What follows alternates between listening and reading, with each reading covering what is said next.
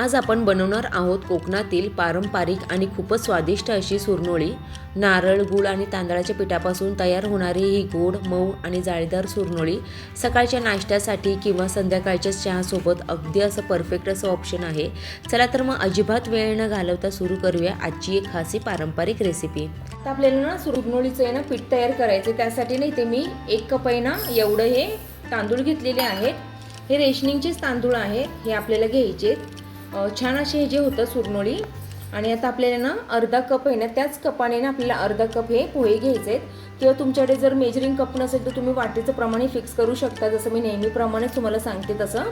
आता त्याच कपाने ना इथे आपल्याला अर्धा कप हे पोहे घ्यायचे। हे छान असं आपण मिक्स करून घेऊया। पोह्याने काय होतं ना, छान अशी मऊ जाळीदार हे आपले सुरनोळी हे तयार होतात। आता ह्यात आपल्याला पाव चमचा हा मेथीदाणे घालायचे। आता आपल्याला 2 ते 3 पाण्याने स्वच्छ असं धुवून घ्यायचंय।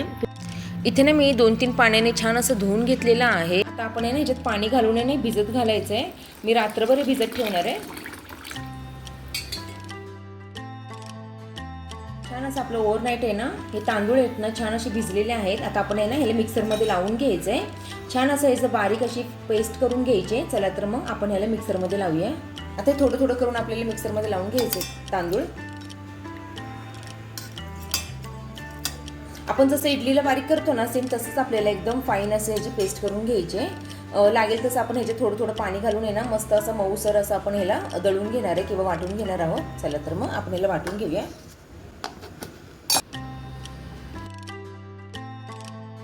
परत आता आपल्याला दुसरी बॅच ही दळून घ्यायची आहे। इथे तर आपल्याला आहे ना दुसऱ्या बॅचमध्ये ना अर्धा कप इतकं आहे ना एक ओलं खोबरं आहे ते आपल्याला ना घालून वाटून घ्यायचं आहे। ओलं खोबरं ना कोकणी लोकही छान असं ह्या सुरनोळीत वापरतात, त्यामुळे सुरनोळीची चव आणि ना मऊपणा सुरनोळीला छान असा येतो। आता हे आपल्याला वाटून घ्यायचं आहे। आणि काय होतं ना तांदळाबरोबर वाटलं ना ते छान असं वाटलं जातं किंवा त्याची छान अशी बारीक अशी पेस्ट तयार होते, म्हणून आपल्याला ते तांदळाबरोबर वाटून घ्यायचं। चला तर मग आपण याला वाटून घेऊया। तुम्ही बघू शकता छान असं वाटून झालेलं आहे। आपण याला पण काढून घेऊया। आता आहे ना या बॅचमध्ये मी काय करणार आहे, शेवटच्या अर्धा कप आहे ना दही घालून घेणार आहे आणि छान असे वाटून घेणार आहे। तुम्ही एकदम पण सगळं तांदूळ किंवा दही खोबरं असं वाटू शकता, पण माझं छोटं मिक्सरचं भांड आहे म्हणून मी असं प्रत्येक बॅचला असं वेगवेगळं वाटून घेते। आता ह्याच्यात दही घातलेलं आहे। दह्यामुळे ना छान असं त्या सुरनोळीला जाळी अशी तयार होते किंवा जाळी फुटते आणि टेस्ट तर दुप्पट अशी छान लागते, म्हणून इथे आपल्याला दह्याचा वापर करायचा आहे। आता आहे ना हे आपल्याला पीठ आहे ना झाकून आहे ना 7 ते 8 तासासाठी आपण जसं इडलीचं डोश्याचं आंबून घेतो ना पीठ तसं आपल्याला आंबायला ठेवायचं आहे।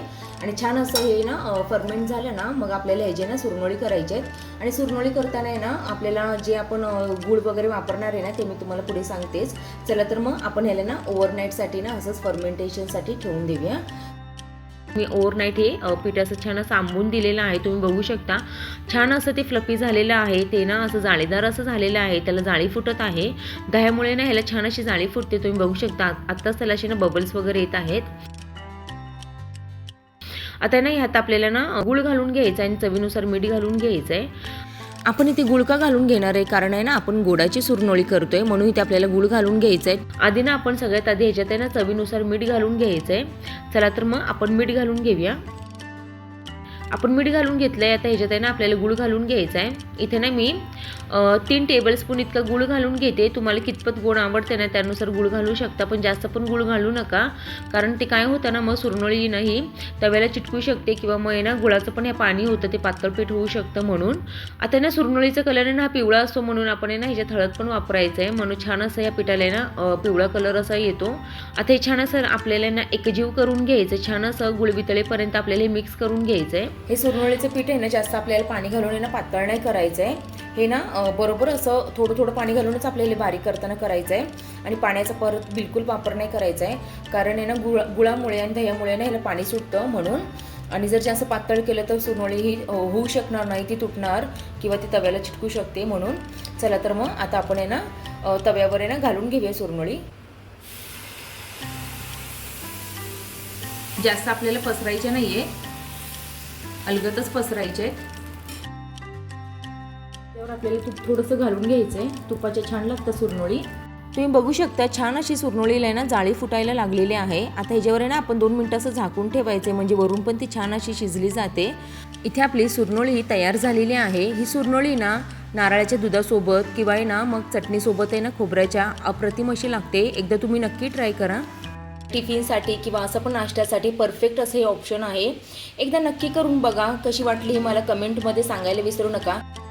ही रेसिपी तुम्हाला आवडली असेल तर व्हिडिओला लाईक करा, चॅनलला सबस्क्राईब करा आणि तुमच्या मित्रमैत्रिणींना नक्की शेअर करा. चला तर मग पुन्हा भेटूया अशा एका पारंपरिक आणि स्वादिष्ट रेसिपीसोबत. तोपर्यंत बाय.